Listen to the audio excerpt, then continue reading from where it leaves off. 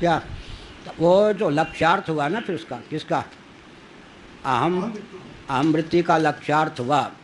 लक्षणा वृत्ति से फिर क्या है? तो अच्छा, एक और बहुत विचित्र बात है, स्वपर विरोधिनी है या नहीं अहम वृत्ति? अहम प्रत्यय स्वपर विरोधी है या नहीं? नहीं तो उसी को लेकर द्वैत की प्राप्ति हो जाए, उसका बाधक कोई वृत्त्यंतर हो तो अनवस्था दोष की प्रसक्ति हो जाए। इसलिए स्वपर विरोधी मानते हैं ना हम प्रत्यय को। तो जो स्वपर विरोधी है इसका अर्थ क्या हुआ? अज्ञानकृत आवरण को विध्वंस करके स्वतः भी शांत हो जाता है। स्वपर विरोधी के उदाहरण 8-10 हैं श्रीमद् भागवत के 3 और 11वें स्कंध में। दाह्य काष्ठ को खा करके आग स्वयं भी बुझ जाती है, स्वपर विरोधी हुई है नहीं, विरोधिनी हो गई। उपल, तुलसीदास जी ने उदाहरण दें किसी को, खेती को उपल क्या है, ओले नष्ट करके स्वयं भी नष्ट हो जाते हैं। ऐसे ही पय, पयोंतर को नष्ट खा करके पचा करके स्वयं भी पच जाता है। जंगम स्थावर विष में, विष जो है विष को खा करके स्वयं भी शांत हो जाता है। ये सब उदाहरण किसके हैं? स्वपर विरोधी के। इसी प्रकार अहम प्रत्यय क्या होगा?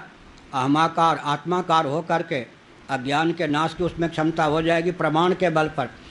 है तो अंतःकरण की वृत्ति, लेकिन महावाक्य जन्य जब वो वृत्ति होगी तो उसको प्रमाण का बल प्राप्त हो गया। प्रमाण के बल पर वो क्या करेगा?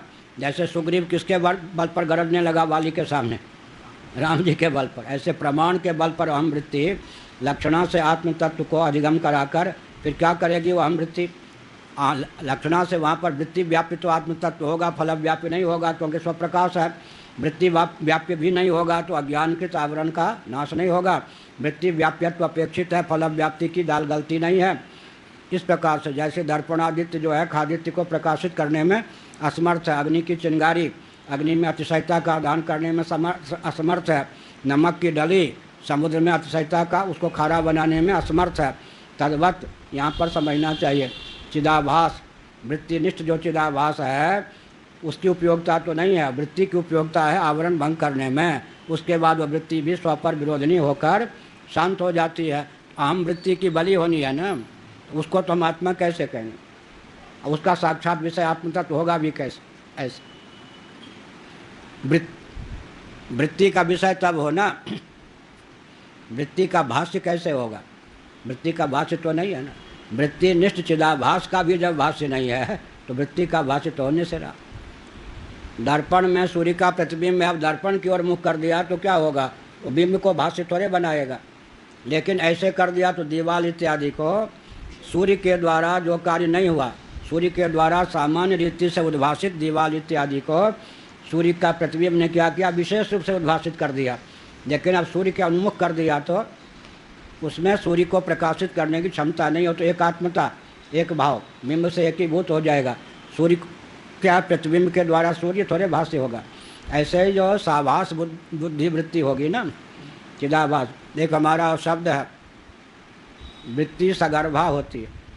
ऐसी कन्या का की उत्प्रेक्षा करें जो गर्भवती होकर ही जन्म ले, हो जाता है कभी कभी। जो पिता संयमी नहीं होते, गर्भाधान के बाद भी संयम का परिचय नहीं देते, वो कन्या के गर्भ में उनका तेज प्रविष्ट हो जाता है। कोई कोई कन्या करोड़ों में गर्भवती होकर भी जन्म लेती है।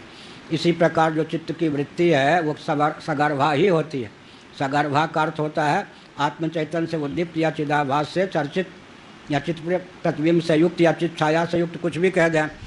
अब जब वृत्ति सगर्भा होती है माने चिदाभास से चर्चित ही होती है, संलंकित ही होती है, तब जब अखंडाकार वृत्ति बनेगी तो वृत्तिनिष्ठ चिदाभास का भी वो विषय बनना चाहिए।